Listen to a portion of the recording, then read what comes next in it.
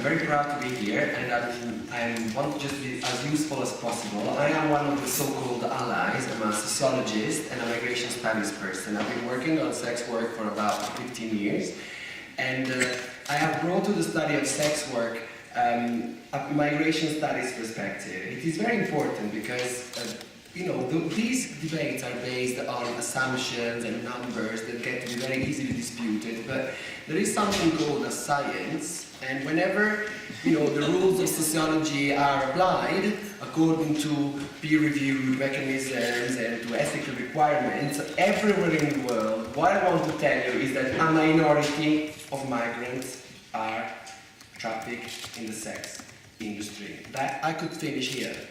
Because on the assumption that a majority of migrants are trafficked, all of this has been created. That, sociologically speaking, is bullshit. What research is, whenever the intersection between migration and the sex industry worldwide is engaged from below, by involving sex workers as researchers, by trying to meet people in their work premises and through their work contacts and not through NGOs that certify victimhood in order to get their money. Okay? Yeah. Surprise, surprise, you get a different picture. In London we interviewed 100 people, financed by the ESRC in 2009, just before the Policing and Crime Act was passed. And we included men, women, transgender, we included people working as sex workers or for sex work organizations as researchers, and we found that 6% of women felt that they had been trafficked. We also contacted them through the police, so we really tried hard. Because trafficking is very specific. It's not something like, it doesn't mean exploitation, because a lot of people also thought that they were being exploited, but they were talking about the conditions of work. We weren't talking about prostitution per se. And I'm happy that Pippa Grenfell is here, because after us, the London School of Hygiene did a big scoping exercise, and they confirmed that 7% of women they met, were trafficked, felt that they were trafficked. And then the police association, the ACPO, found also a similar kind of magnitude between 10 and 15%. So we're always talking about a minority in Cambodia, in Vietnam, where it's supposed to be endemic.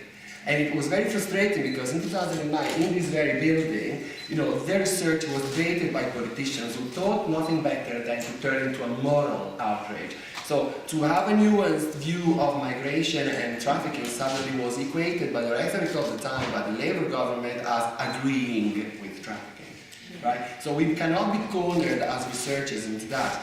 And I think that it is also important to remember that migration is the bigger picture within which all of this is happening. The majority of rights that sex workers see with their own, and also migrant rights that it's very difficult to defend. The workforce and everything. So when we are talking about people who are asylum seekers who go to, as we heard before, who go to sex work because they are marginalized from other forms of work, and then you see that legal aid is cut, and that people cannot even get to be defended as victims. This is like putting people in an impossible situation. Because not only, the sex worker is being victimized by the system in the name of victimhood, but even being recognized as a victim is impossible, because as you all know, the national referral mechanism means that, it's an exclusionary logic like asylum, so people get green points for kicking you out. So the moment you can get a discrepancy between an ideal notion of victimhood and reality, then you get to be awarded bonuses, and this is immoral. And so what I want to say is that there is a way to do research in ways that this is ethical, and please use us, and we are going to do more, and we need your help to do this kind of research, because we cannot have policies based on these speculations. Yeah.